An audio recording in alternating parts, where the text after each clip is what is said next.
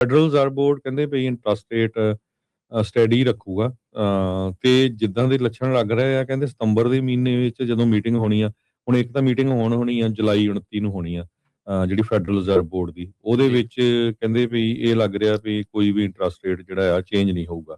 ਪਰ ਉਹ ਤੋਂ ਬਾਅਦ ਜਿਹੜੀ ਸਤੰਬਰ ਮਹੀਨੇ 'ਚ ਹੋਣੀ ਆ ਉਹਦੇ ਵਿੱਚ ਇੰਟਰਸਟ ਰੇਟ ਨੂੰ ਵਧਾਇਆ ਜਾਊਗਾ। ਕਹਿੰਦੇ ਇਹ ਲੱਗ ਰਿਹਾ ਵੀ ਸਤੰਬਰ ਮਹੀਨੇ 'ਚ ਵਧਾਇਆ ਜਾਊਗਾ। ਕਾਰਨ ਕੀ ਆ? ਇਨਫਲੇਸ਼ਨ ਬਹੁਤ ਵੱਧ ਗਈ ਆ। ਚੀਜ਼ਾਂ ਜਿਹੜੀਆਂ ਆਪਾਂ ਦੇਖਦੇ ਹੀ ਆ, ਗਰੋਸਰੀ, ਗੈਸੋਲੀਨ, ਸਾਰਾ ਕੁਝ ਉਹਨਾਂ ਦੇ ਰੇਟ ਕਿੰਨੇ ਜ਼ਿਆਦਾ ਜਿਹੜੇ ਉੱਪਰ ਚਲੇ ਗਏ ਹੈਗੇ ਆ। ਵਾਰਸ਼ ਨੇ ਨਵਾਂ ਆਫਿਸ, ਜਿਹੜਾ ਕੈਬਨ ਵਾਰਸ਼ ਆ, ਫੈਡ ਦੇ ਚੇਅਰਮੈਨ ਨਵੇਂ ਬਣੇ ਆ। ਟਰੰਪ ਉਹਨਾਂ ਨੇ ਉਹਨਾਂ ਨੂੰ ਬਣਾਇਆ ਤਾਂ ਆ ਮਿੱਤਰ ਆਪਣੇ ਨੂੰ ਵੀ ਜਿਹੜਾ ਇੰਟਰਸਟ ਰੇਟ ਘਟਾਇਆ ਜਾ ਸਕੇ, ਪਰ ਲੱਗਦਾ ਨਹੀਂ, ਕਿਉਂਕਿ ਉਹਦੇ ਨਾਲ ਹੋਰ ਜ਼ਿਆਦਾ ਬਹੁਤ ਵੱਡੀ ਪ੍ਰੋਬਲਮ ਹੋਊਗੀ ਜੇ ਇੰਟਰਸਟ ਰੇਟ ਘਟਾਇਆ ਗਿਆ। ਸੋ ਕੋਸ਼ਿਸ਼ ਕਰ ਰਹੇ ਆ ਜਿਹੜੇ ਕੈਬਨ ਵਾਰਸ਼ ਆ। ਕਹਿੰਦੇ ਵੀ ਜਦੋਂ ਉਹਨਾਂ ਨੇ ਇਨਫਲੇਸ਼ਨ ਜਿਹੜੇ ਉਹਨਾਂ ਦੇ ਟਾਈਮ ਦੇ ਦੌਰਾਨ ਹੋਣੇ 2% ਟਾਰਗੇਟ ਹੈਗਾ ਉਹਨਾਂ ਦਾ, ਪਰ 3.5% ਦੇ ਕਰੀਬ ਸੀ ਜੂਨ ਦੇ ਵਿੱਚ। ਸੋ ਇਹ 2% ਤਾਈਂ ਕਦੋਂ ਪਹੁੰਚਦੀ ਹੈ ਇਹ ਤਾਂ ਪਤਾ ਨਹੀਂ ਹਜੇ, ਪਰ ਲੱਗਦਾ ਵੀ ਜਿਹੜੇ ਘਰ ਜਿਨ੍ਹਾਂ ਨੇ ਖਰੀਦਣੇ ਆ ਜਾਂ ਹੋਰ, ਉਹਨਾਂ ਦੇ ਲਈ ਜਿਹੜੀ ਬਾਹਲੀ ਗੁੱਡ ਖਬਰ ਨਹੀਂ, ਕਿਉਂਕਿ ਇੰਟਰਸਟ ਰੇਟ ਹਾਈ ਰਹੂਗਾ। ਜੀ, ਬਿਲਕੁਲ। ਫੈਡਰਲ ਰਿਜ਼ਰਵ ਬੋਰਡ ਕਹਿੰਦੇ ਵੀ ਇੰਟਰਸਟ ਰੇਟ ਸਟੈਡੀ ਰੱਖੂਗਾ ਤੇ ਜਿੱਦਾਂ ਦੇ ਲੱਛਣ ਲੱਗ ਰਹੇ ਆ ਕਹਿੰਦੇ ਸਤੰਬਰ ਦੇ ਮਹੀਨੇ ਵਿੱਚ ਜਦੋਂ ਮੀਟਿੰਗ ਹੋਣੀ ਆ। ਹੁਣ ਇੱਕ ਤਾਂ ਮੀਟਿੰਗ ਹੋਣੀ ਆ ਜੁਲਾਈ 29 ਨੂੰ ਹੋਣੀ ਆ, ਜਿਹੜੀ ਫੈਡਰਲ ਰਿਜ਼ਰਵ ਬੋਰਡ ਦੀ ਉਹਦੇ ਜੀ। ਵਿੱਚ ਕਹਿੰਦੇ ਵੀ ਇਹ ਲੱਗ ਰਿਹਾ ਵੀ ਕੋਈ ਵੀ ਇੰਟਰਸਟ ਰੇਟ ਜਿਹੜਾ ਆ ਚੇਂਜ ਨਹੀਂ ਹੋਊਗਾ। ਪਰ ਉਹ ਤੋਂ ਬਾਅਦ ਜਿਹੜੀ ਸਤੰਬਰ ਮਹੀਨੇ 'ਚ ਹੋਣੀ ਆ ਉਹਦੇ ਵਿੱਚ ਇੰਟਰਸਟ ਰੇਟ ਨੂੰ ਵਧਾਇਆ ਜਾਊਗਾ। ਕਹਿੰਦੇ ਇਹ ਲੱਗ ਰਿਹਾ ਵੀ ਸਤੰਬਰ ਮਹੀਨੇ 'ਚ ਵਧਾਇਆ ਜਾਊਗਾ। ਕਾਰਨ ਕੀ ਆ? ਇਨਫਲੇਸ਼ਨ ਬਹੁਤ ਵੱਧ ਗਈ ਆ। ਚੀਜ਼ਾਂ ਜਿਹੜੀਆਂ ਆਪਾਂ ਦੇਖਦੇ ਹੀ ਆ, ਗਰੋਸਰੀ, ਗੈਸੋਲੀਨ, ਸਾਰਾ ਕੁਝ ਉਹਨਾਂ ਦੇ ਰੇਟ ਕਿੰਨੇ ਜ਼ਿਆਦਾ ਜਿਹੜੇ ਉੱਪਰ ਚਲੇ ਗਏ ਹੈਗੇ ਆ।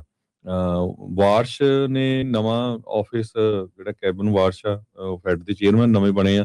ਟਰੰਪ ਉਹਨਾਂ ਨੇ ਉਹਨਾਂ ਨੂੰ ਬਣਾਇਆ ਤਾਂ ਆ ਮਿੱਤਰ ਆਪਣੇ ਨੂੰ ਵੀ ਜਿਹੜਾ ਇੰਟਰਸਟ ਰੇਟ ਘਟਾਇਆ ਜਾ ਸਕੇ, ਪਰ ਲੱਗਦਾ ਨਹੀਂ, ਕਿਉਂਕਿ ਉਹਦੇ ਨਾਲ ਹੋਰ ਜ਼ਿਆਦਾ ਬਹੁਤ ਵੱਡੀ ਪ੍ਰੋਬਲਮ ਹੋਊਗੀ ਜੇ ਇੰਟਰਸਟ ਰੇਟ ਘਟਾਇਆ ਗਿਆ। ਸੋ ਕੋਸ਼ਿਸ਼ ਕਰ ਰਹੇ ਆ ਜਿਹੜੇ ਕੈਬਨ ਵਾਰਸ਼ ਆ।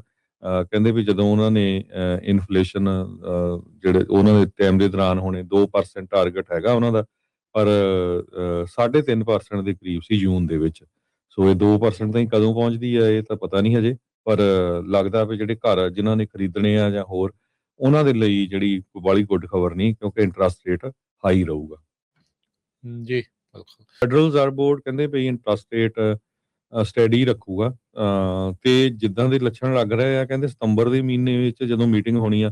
ਹੁਣ ਇੱਕ ਤਾਂ ਮੀਟਿੰਗ ਹੋਣੀ ਆ ਜੁਲਾਈ 29 ਨੂੰ ਹੋਣੀ ਆ, ਜਿਹੜੀ ਫੈਡਰਲ ਰਿਜ਼ਰਵ ਬੋਰਡ ਦੀ ਉਹਦੇ ਜੀ। ਵਿੱਚ ਕਹਿੰਦੇ ਵੀ ਇਹ ਲੱਗ ਰਿਹਾ ਵੀ ਕੋਈ ਵੀ ਇੰਟਰਸਟ ਰੇਟ ਜਿਹੜਾ ਆ ਚੇਂਜ ਨਹੀਂ ਹੋਊਗਾ। ਪਰ ਉਹ ਤੋਂ ਬਾਅਦ ਜਿਹੜੀ ਸਤੰਬਰ ਮਹੀਨੇ 'ਚ ਹੋਣੀ ਆ ਉਹਦੇ ਵਿੱਚ ਇੰਟਰਸਟ ਰੇਟ ਨੂੰ ਵਧਾਇਆ ਜਾਊਗਾ। ਕਹਿੰਦੇ ਇਹ ਲੱਗ ਰਿਹਾ ਵੀ ਸਤੰਬਰ ਮਹੀਨੇ 'ਚ ਵਧਾਇਆ ਜਾਊਗਾ। ਕਾਰਨ ਕੀ ਆ? ਇਨਫਲੇਸ਼ਨ ਬਹੁਤ ਵੱਧ ਗਈ ਆ। ਚੀਜ਼ਾਂ ਜਿਹੜੀਆਂ ਆਪਾਂ ਦੇਖਦੇ ਹੀ ਆ, ਗਰੋਸਰੀ, ਗੈਸੋਲੀਨ, ਸਾਰਾ ਕੁਝ ਉਹਨਾਂ ਦੇ ਰੇਟ ਕਿੰਨੇ ਜ਼ਿਆਦਾ ਜਿਹੜੇ ਉੱਪਰ ਚਲੇ ਗਏ ਹੈਗੇ ਆ। ਵਾਰਸ਼ ਨੇ ਨਵਾਂ ਆਫਿਸ, ਜਿਹੜਾ ਕੈਬਨ ਵਾਰਸ਼ ਆ, ਫੈਡ ਦੇ ਚੇਅਰਮੈਨ ਨਵੇਂ ਬਣੇ ਆ। ਟਰੰਪ ਉਹਨਾਂ ਨੇ ਉਹਨਾਂ ਨੂੰ ਬਣਾਇਆ ਤਾਂ ਆ ਮਿੱਤਰ ਆਪਣੇ ਨੂੰ ਵੀ ਜਿਹੜਾ ਇੰਟਰਸਟ ਰੇਟ ਘਟਾਇਆ ਜਾ ਸਕੇ, ਪਰ ਲੱਗਦਾ ਨਹੀਂ, ਕਿਉਂਕਿ ਉਹਦੇ ਨਾਲ ਹੋਰ ਜ਼ਿਆਦਾ ਬਹੁਤ ਵੱਡੀ ਪ੍ਰੋਬਲਮ ਹੋਊਗੀ ਜੇ ਇੰਟਰਸਟ ਰੇਟ ਘਟਾਇਆ ਗਿਆ। ਸੋ ਕੋਸ਼ਿਸ਼ ਕਰ ਰਹੇ ਆ ਜਿਹੜੇ ਕੈਬਨ ਵਾਰਸ਼ ਆ। ਕਹਿੰਦੇ ਵੀ ਜਦੋਂ ਉਹਨਾਂ ਨੇ ਇਨਫਲੇਸ਼ਨ ਜਿਹੜੇ ਉਹਨਾਂ ਦੇ ਟਾਈਮ ਦੇ ਦੌਰਾਨ ਹੋਣੇ 2% ਟਾਰਗੇਟ ਹੈਗਾ ਉਹਨਾਂ ਦਾ, ਪਰ 3.5% ਦੇ ਕਰੀਬ ਸੀ ਜੂਨ ਦੇ ਵਿੱਚ। ਸੋ ਇਹ 2% ਤਾਈਂ ਕਦੋਂ ਪਹੁੰਚਦੀ ਹੈ ਇਹ ਤਾਂ ਪਤਾ ਨਹੀਂ ਹਜੇ, ਪਰ ਲੱਗਦਾ ਵੀ ਜਿਹੜੇ ਘਰ ਜਿਨ੍ਹਾਂ ਨੇ ਖਰੀਦਣੇ ਆ ਜਾਂ ਹੋਰ, ਉਹਨਾਂ ਦੇ ਲਈ ਜਿਹੜੀ ਬਾਹਲੀ ਗੁੱਡ ਖਬਰ ਨਹੀਂ, ਕਿਉਂਕਿ ਇੰਟਰਸਟ ਰੇਟ ਹਾਈ ਰਹੂਗਾ। ਜੀ, ਬਿਲਕੁਲ।